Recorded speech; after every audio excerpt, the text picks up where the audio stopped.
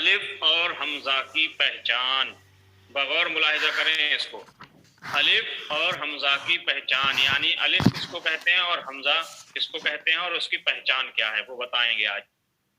الف، الف ہمیشہ ساکن ما قبل مفتوح ہوتا ہے، جیسے میم الف زبر ما یا قاف الف زبر قا۔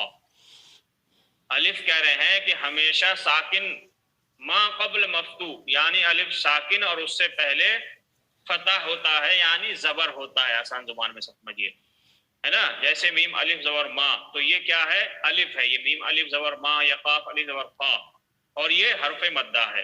تو کہہ رہے ہیں الف ہمیشہ ساکن ما قبل مفتوح ہوتا ہے، یعنی ساکن ہوتا ہے اور اس سے پہلے فتح ہوتا ہے، یعنی زبر ہوتا ہے۔ نمبر دو، الف ہمیشہ مدہ ہوتا ہے، الف ہمیشہ جو ہے کیا ہے؟ مدہ ہوتا ہے، جیسے میم الف زبر ما، قاف الف زبر قا، صاد الف زبر صا، تو یہ کیا ہے؟ ساکن ہے اور اس سے پہلے زبر ہے، اور یہ حروف مدہ ہے۔ الف کبھی کلمہ کے شروع میں نہیں آتا ہے، الف جو ہے کسی لفظ کے شروع میں نہیں آتا ہے، جیسے الحمد ہے، تو اب اس میں یہ حمزہ ہے جو الف کی جیسا بنا ہوا ہے، یہ الف نہیں ہے بلکہ یہ حمزہ ہے۔ تو کہہ رہے ہیں الف کبھی کلمہ کے شروع میں نہیں آتا ہے، الف کبھی بھی کلمہ کے شروع میں نہیں آئے گا، یہ اس کی پہچان ہے۔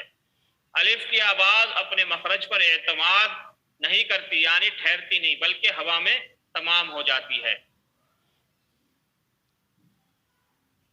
الف میں صفت رخو ممیزہ ہے، الف میں کیا ہے؟ صفت رخو جو ہے وہ ممیزہ ہے، جو اس سے جو ہے تمیز دیتی ہے، اس سے تمام حرفوں سے جو ممتازیت رکھتی ہے الف کو، وہ کیا ہے؟ صفت رخو ہے۔ الف کی رسم خاص ہے، یعنی ایک کشش ہے جو اس صورت کی ہوتی ہے، الف کی جیسی بنی ہوتی ہے۔ آگے بتا رہے ہیں حمزہ، حمزہ کبھی متحرک ہوتا ہے اور کبھی ساکن ہوتا ہے۔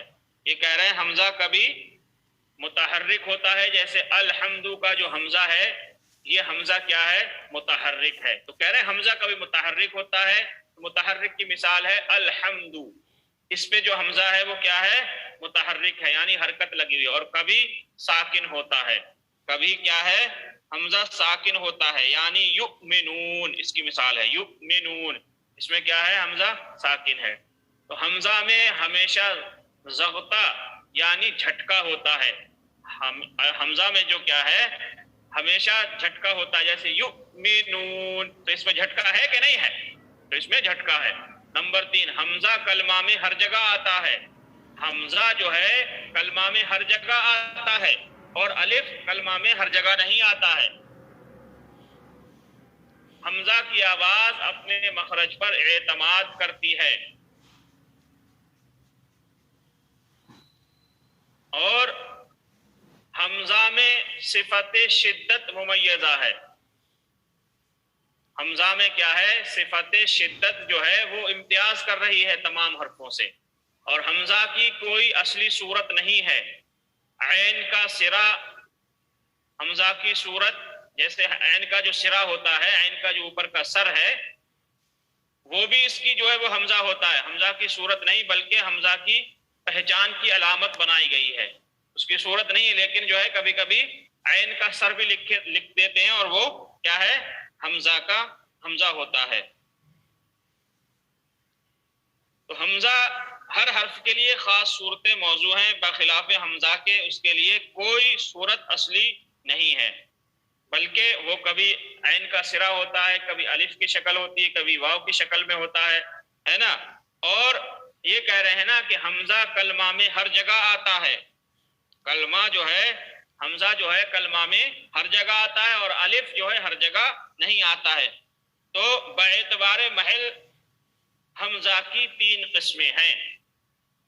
محل کس کو کہتے ہیں؟ جگہ کو، جس جگہ لکھا ہو وہ محل ہے۔ تو باعتبار محل کے حمزہ کی تین قسمیں ہیں، حمزہ مبتدی، حمزہ متوسطہ، حمزہ متطرفہ۔ حمزہ مبتدا اس حمزہ کو کہتے ہیں جو کسی کلمہ کے شروع میں ہو، جیسے الحمد۔ تو اب یہ یہاں پہ کیا ہے؟ حمزہ مبتدی ہے، یعنی یہ یہ جو حمزہ ہے یہ کلمہ کے شروع میں ہے.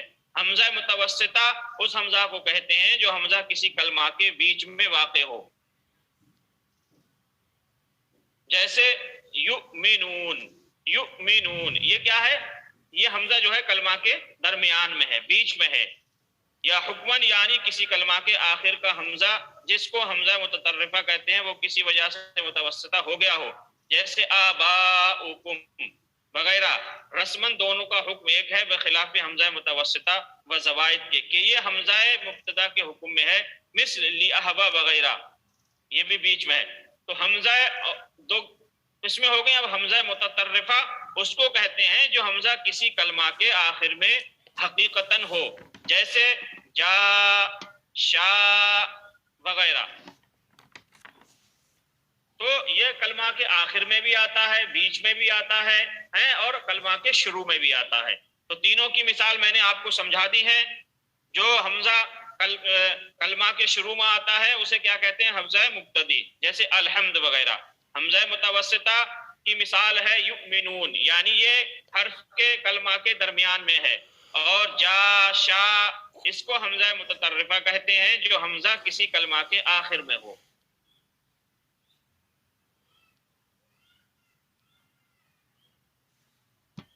جب حمزہ ساکن اور اس کے قبل زبر ہو تو عین کا سرا بھی نہیں ہوتا بلکہ صرف الف کی کشش ہوتی ہے. تو جو شخص عربی سے ناواقف ہے وہ یہ نہیں سمجھ سکتا کہ الف ہے یا حمزہ. بس ایسی صورت میں یاد رکھنا چاہیے کہ جب الف پر جزم لکھا ہو تو حمزہ ہے. جیسے معقول ہے نا، معقول، تو اس میں کیا ہے؟ الف کی شکل ہوتی ہے اور اوپر جو ہے جزم لکھا ہوتا ہے. تو جب اس طرح لکھا ہو تو یہ الف نہیں ہے بلکہ حمزہ ہوتا ہے. اور اگر یہ نہ ہو، حرکت بھی نہ ہو تو یہ کیا ہے؟ الف ہوگا. تو کہہ رہے ہیں جزم لکھا ہو تو حمزہ ہے ورنہ الف ہے، کیونکہ الف جزم کا محتاج نہیں ہے. کہہ رہے ہیں الف جو ہے وہ جزم کا محتاج نہیں ہے. پس قالا، رما یہ کیا ہے؟ یہ الف ہے. قالا کا جو الف ہے یہ الف ہے. اب یہاں پہ الف ساکن ہے، اس سے پہلے فتح ہے. رما کھڑا لگا ہوا یہ بھی مثل الف ہے اور اس کے مثل میں الف ہے.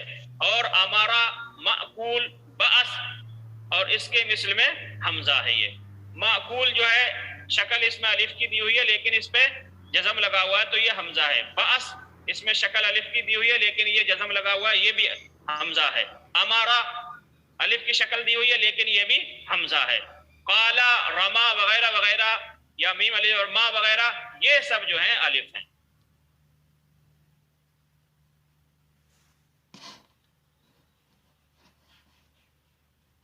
پر آتا ہے ایک وہ جو کلمہ سے کبھی نہیں گرتا، اس کو حمزہ اصلی اور قطعی کہتے ہیں.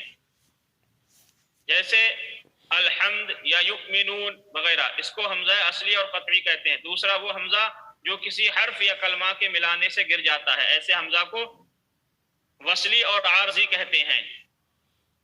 ایسے حمزہ کو کیا ہے؟ اصلی. جیسے بِأَنَّهُ کا حمزہ جو ہے جو حالت وصل میں نہیں گرتا یہ حمزہ اصلی ہے. باللہ کا حمزہ جو حالت وصل میں گر جاتا ہے یہ وصلی اور عارضی ہے نا. یہ حمزہ ہمیشہ کلمہ کے شروع میں آتا ہے. جو شخص عربی نہیں جانتا اس کو اصلی اور وصلی میں تمیز نہیں ہو سکتی اور نہ میری نظر سے ان کے لیے کوئی قاعدہ کلیہ گزرا ہے.